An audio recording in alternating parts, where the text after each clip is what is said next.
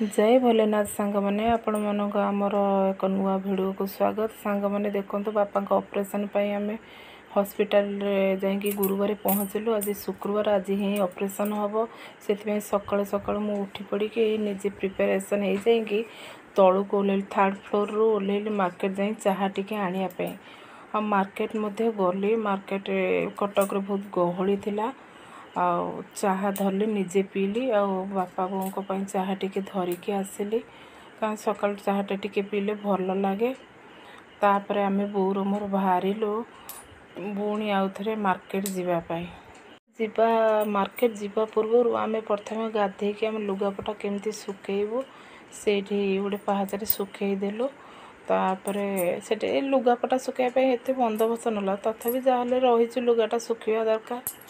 तापर रूम रे आसी नर्स दीदी पहुँच जाते बापा बीपी और हार्ट बीट चेक होता कारण आज ओटी जावाक ना डॉक्टर टाइमटा सिलेक्शन करनते कि तो कहीदे 12 ରୁ 1 भितर जावाक पड़ो।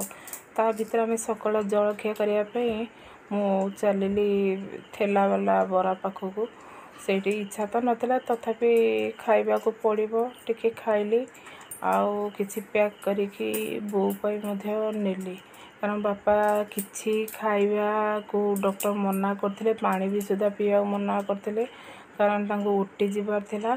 तापर लुगापटा जो सकाल गाधेकी सुखेली ताकू जाकि नहीं आसिली मन तो भल ना नौले। तापर जड़े जड़े नर्स आसिक बापा को टेस्ट करते आउ जड़े नर्स आसिक सालाइन लगेले केवे देह पा खराब होता सालाइनटा जो फोड़ाला बहुत कष्ट है कांदिले आ नर्स माने बुझेदेले कारण से नर्स मैंने बहुत भल पाते बापा को बुझेदे कहले किसी हम ना आ से नर्भस हो जाते एत मोटा छुंचीटा जो भेन नहीं जीवा ना बहुत नर्भस हो जाते तथापि आम बुझे बुझाई कारण ओटी की जीवार थिला एत नर्भस हेले बीपी सुगर अच्छे ना ऑपरेशन हो पार ना। तापर जड़े आया आसिक बापा को सेविंग कला डाण हाथ फ्रैक्चर होना से सेविंग कराला पैता पैता जहाँ पिंधि काढ़ीदे मैंने बहुत दुखदायक समय थिला।